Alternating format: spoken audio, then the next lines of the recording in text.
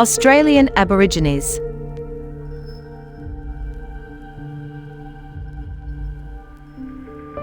Australian Aborigines, the original inhabitants of the continent of Australia, took up residence there at least 40,000 years before Europeans landed at Botany Bay in 1788.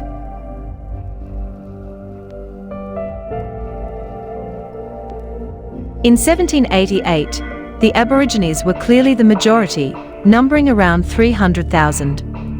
In 1996, they were a minority struggling to claim rights to their traditional lands and financial compensation for lost lands and resources.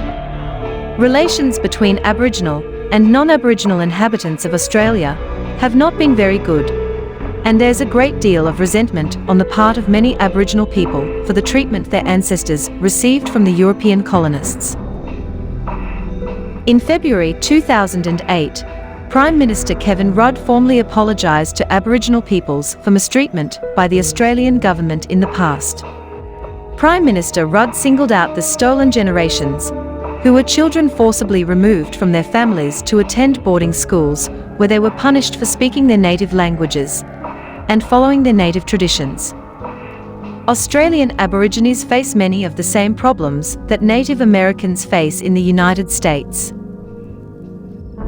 Australian Aborigines traditionally lived throughout Australia and Tasmania. As Australia and Tasmania lie south of the equator, the seasons are reversed from those of North America. Aboriginal groups were nomadic hunters and gatherers.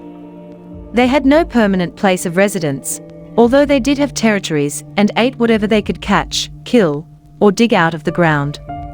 There were approximately 300 different Aboriginal languages spoken in 1788, when Captain James Cook claimed the island continent for England.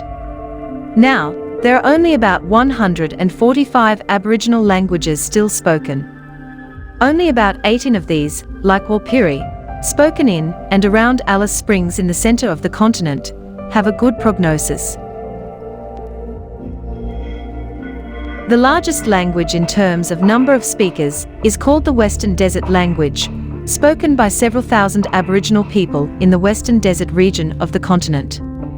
Most Aboriginal people speak English as their first or second language. In parts of Australia, distinctive kinds of English have developed within Aboriginal communities.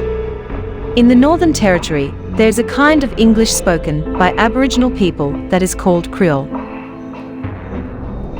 Australian Aborigines have a large body of folklore and oral history that is often referred to as the dreaming. This body of verbal art relates humans to the natural and mystical landscape in which they find themselves. Traditional Aboriginal religion revolves around the dreaming.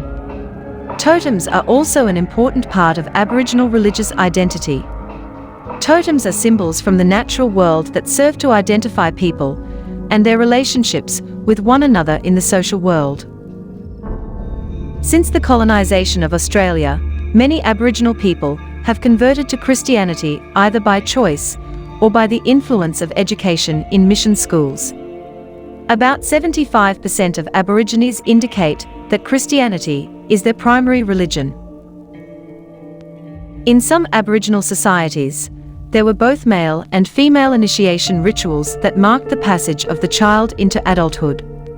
Male initiation still takes place among groups like the Aranda in Central Australia. Circumcision is an important part of male initiation among the Aranda. Exclusion of young males is also an integral part of the initiation process. However, school schedules have to be taken into account in a modern context. Death in Aboriginal Australian societies was accompanied by complex rituals. Among the Walpiri of Central Australia, a wife would have to isolate herself from the rest of the community upon the death of her husband. She would live in a widow's camp for a period of 1 to 2 years. During that time, she would communicate through an intricate system of sign language. She was not permitted to speak during this period of mourning and seclusion. If a woman chose not to follow these traditions, her husband's ghost could steal her soul, which would lead to her death. Health care is a central problem for most Aboriginal people. For rural groups, access to health care may be extremely limited. In pre-contact times, they would have relied on traditional health practices to cure illness and limit disease. However, through European influence, many rural societies have lost knowledge of traditional medicine and now must rely on Western medicine, which is often available only sporadically. Aboriginal people receive a monthly allowance in restitution from the Australian government in the same way that Native Americans receive a monthly payment from the United States government.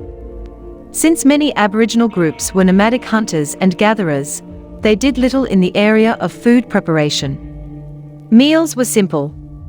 Almost all Aboriginal groups made a conceptual distinction between meat and non-meat foodstuffs. This is reflected in the terminology of the various languages. In Warlpiri, the term kuyu refers to meat or any game animal or bird that is killed for meat. In contrast, the term mia refers to vegetables or fruit. Most urban Aboriginal children have the opportunity to attend public school. They often encounter discrimination in the classroom in terms of their culture and their language.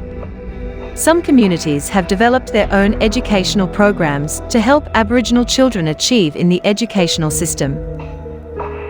In traditional Aboriginal societies, there was a division of labor according to age and sex. Women and children were responsible for gathering vegetables, fruit, and small game such as goannas, a large lizard. Men were responsible for obtaining meat by hunting both large and small game.